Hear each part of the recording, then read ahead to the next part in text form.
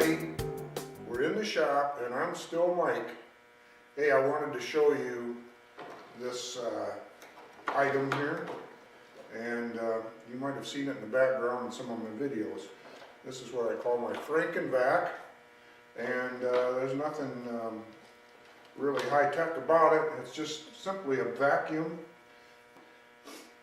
I've mounted a dust devil on top of a bucket, and then I've mounted this whole works on top of a piece of plywood and put casters underneath that have, all four of them have swivels, and this just sort of floats around in my shop, and I don't have to worry about changing bags because 90% of the debris and dust and so forth falls, is separated in this cyclonic chamber here and falls into the bucket, and then I can just empty that into a plastic bag and dispose of it.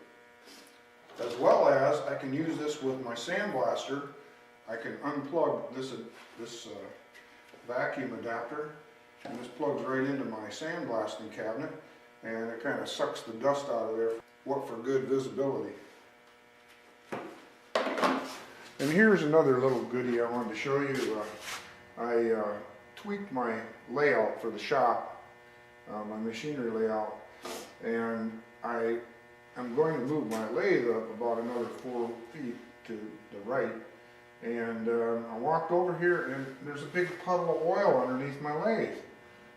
You know, that's never good. So it looks like we have a project there we're going to have to track down and find out what's leaking, because it's losing an awful lot of oil. It's too much to just throw some oil dry down and you know, keep adding oil to. But I'll show you what I think it is. I'm not sure if you're going to be able to see this, but what we have here is this is a drawing of the gearbox up here on top, and down below is the oil tank, and this is a oil pump that pumps it up to the gears and lubes the lathe head. And going from the pump to this reservoir is a hose. Now you wouldn't think it, but it's nothing but a hose. I don't know how old this lathe is, maybe 40 years old. And in the bottom of this tank is an adapter, and then there's a hose clamp. Then if you follow the hose along, there's another hose clamp here to the pump, to the lubrication pump.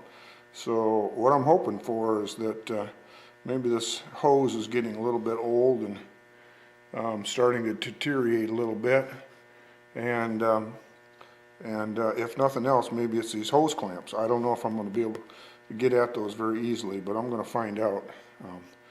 If that was it, that'd be the easiest thing to fix. So anyway, more on that later. Okay, here's another little update. The last video that I uploaded was the completion of the rotary phase converter project. And what you're looking at right now is the converter sitting on a table that I cleaned up. It's kind of congested back in there, but you get the drift. Well, what I didn't do is I didn't start it up and let you listen to how quiet this thing is. What do you think? Not too bad, and it's not wobbly or anything, so I think the table's going to do the job, and I'm really happy with it. Now to get some drop cords on my machines and get the twist lock plugs on there, and yeah, we're in business. Oh yeah, and here's another little project. We're looking at my Bridgeport milling machine, and the screws and nuts are really worn on that thing. I do have new screws and nuts for the X and Y axes for that thing, and as soon as we get a chance, we're going to install those. I'll make a video of that too. So this is just a quickie video that pretty well brings you up to date as to what's going on here. So okay, we'll see you next time, and remember, life's a journey. Enjoy the trip.